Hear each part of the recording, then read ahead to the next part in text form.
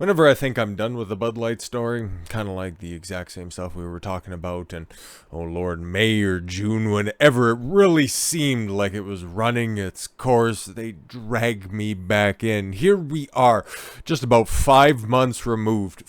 Remember, this all started right at the beginning of April, and now there's still brand new developments, like the ad firm, right?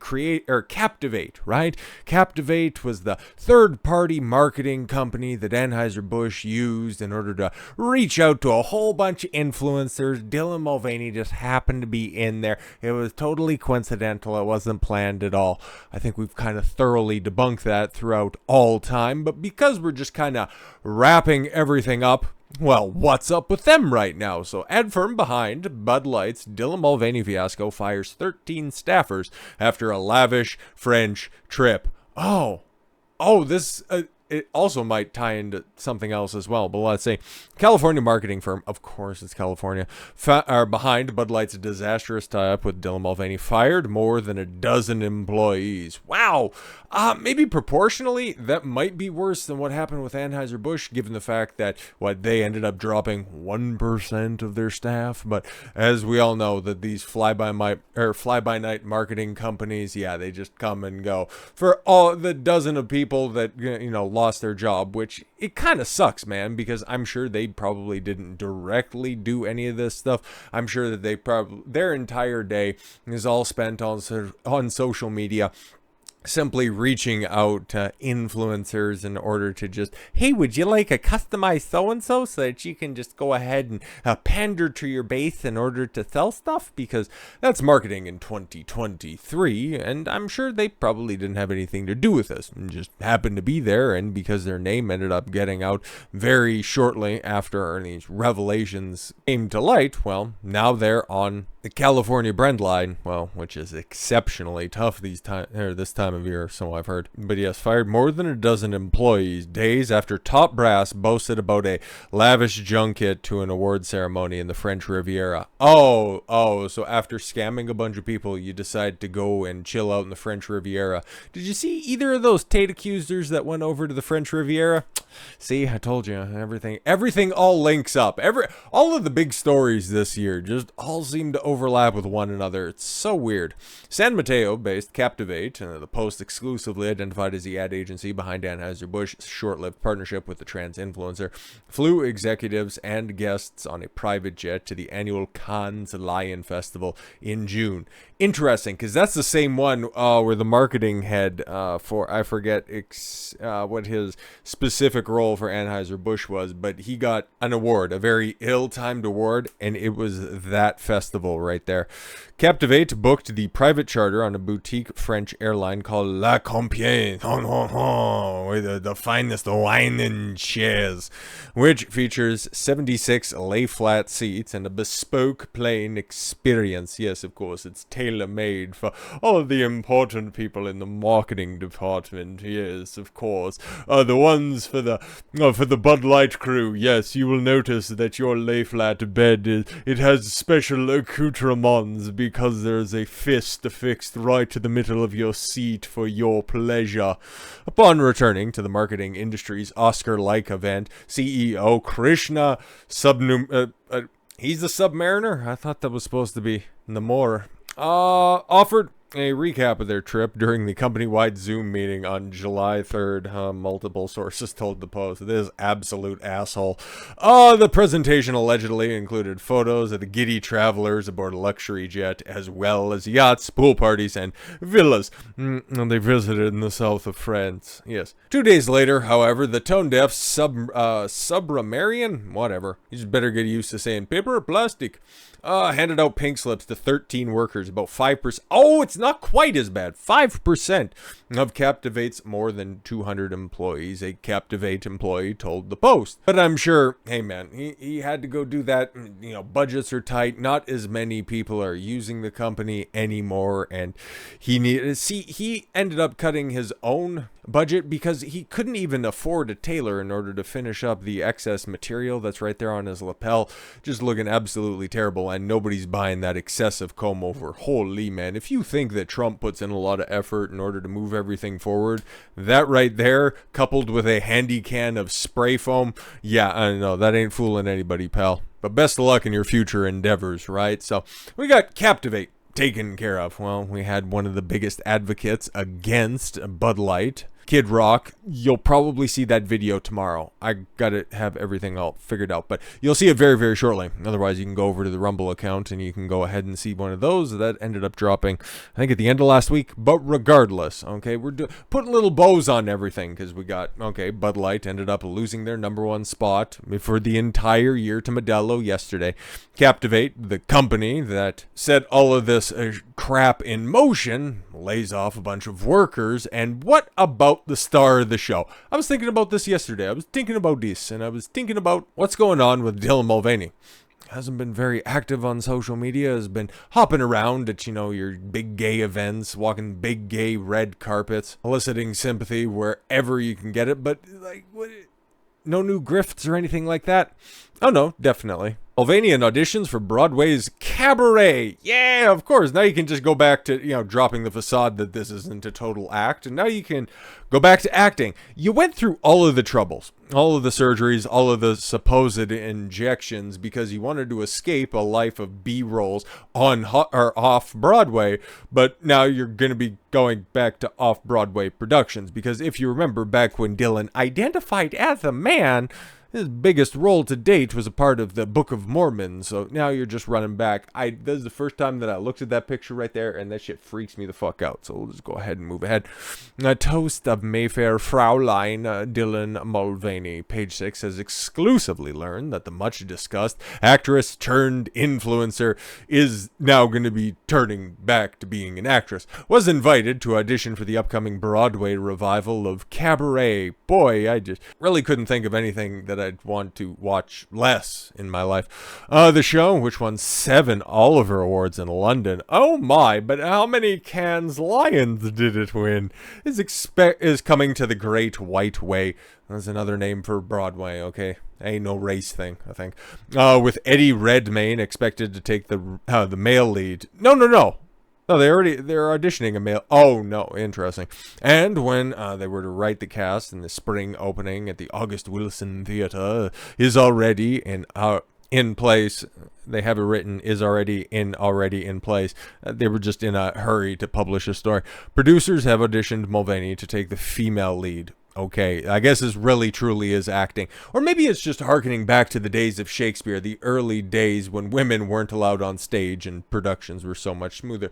But then they just had men play women's roles.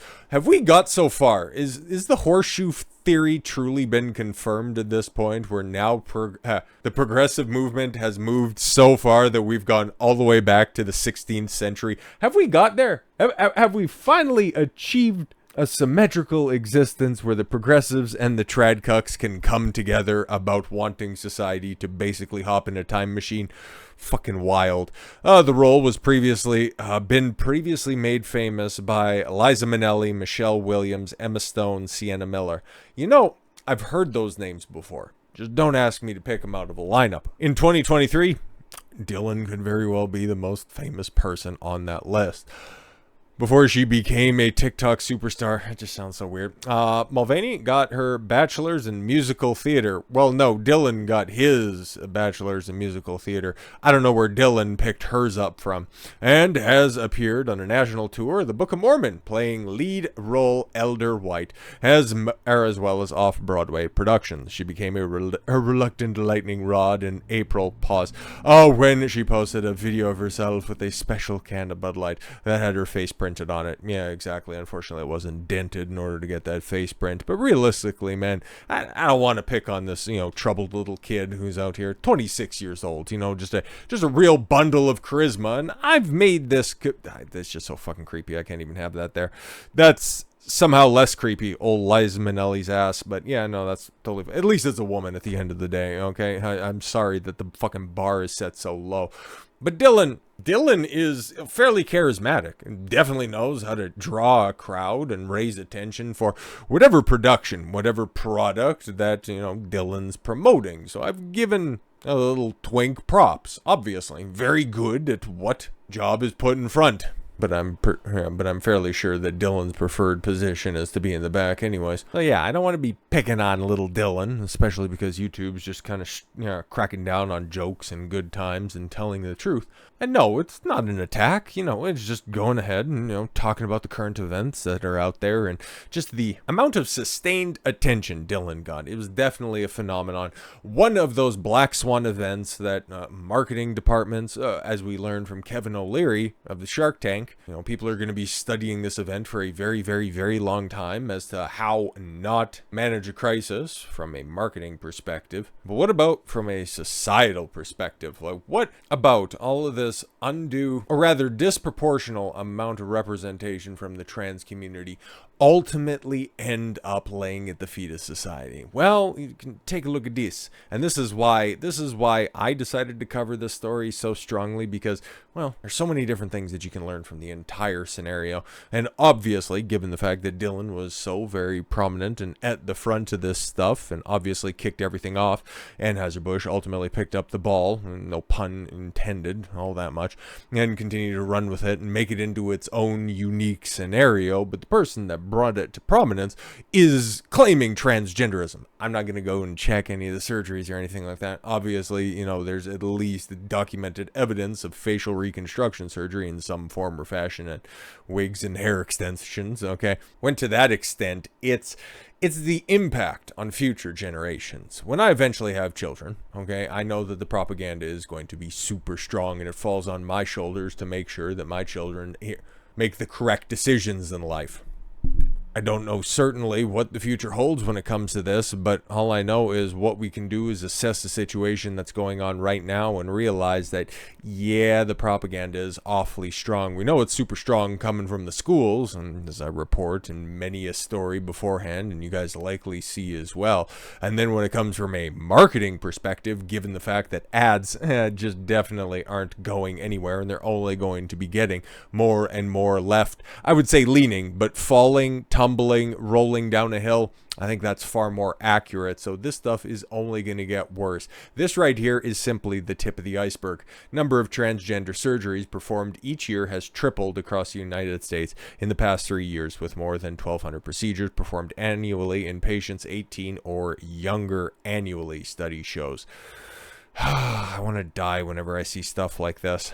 Sex change surgeries carried out across the United States have nearly tripled in recent years. The study suggests the number of butchers, irreversibly maiming children, nearly tripled from 2016 to 2019 before dropping slightly in 2020. Well, yeah, of course, because those were elective surgeries. And I guess that was that's like one of the very few exceedingly rare W's from the pandemic, was the fact that, these goofy ass surgeries at least got put on ice for a second. According to research published Wednesday, the increase likely reflects expanded insurance coverage for transgender care after the Obama administration, in some states actively discouraged discrimination based on gender identity. Lead author Dr. Jason Wright of Columbia University said that, and all of the underlying information as well that says that Gen Z and some of the younger millennials consider themselves on the LGBTQ spectrum level that we have never seen previously before in all of recorded human history. Like, their rates are somewhere in the realm of 3, 4, 5 times higher than previous generations, depending on what you want to compare them to. That's not average growth, man. That is programming. And the fact that now we're getting people going through with the surgeries at such a clip, Lord only knows what we're going to be dealing with. I've talked about this recently. Don't know if it's in a video that's been released, but I know I've made mention of it before in some form or fashion. For all of those chicks on Instagram, okay, just posting their bikini pictures online for likes or just trying to elicit sympathy. I don't know, feel a little bit bloated, might delete later. You know, all of the jazz, and not even going as far as showing their butthole for $4.99 a month or other illicit activity that they'll grow to regret later in life when they realize that, oh no, my beauty, my only marketable attribute is fleeting. There's going to be so much regret in that field. Just think about this. Think about this with the amount of surgeries going on right now and the fact that that is only going to continue to go up and up and up with the amount of people that identify on the alphabet mafia spectrum continuing to go up and up. We're going to be heading towards quite a cataclysmic future. Not one that I'm looking forward to, but one that I'm assessing right now, trying to sound the alarm as best I can. And just think, this all started, all of these conversations really started to heat up and people started to take notice because of one little can. So with all that said, thank you all very much for the gift of your time. I've been Don Consuelo. I want you to follow your gut and get after it. Take care, everyone.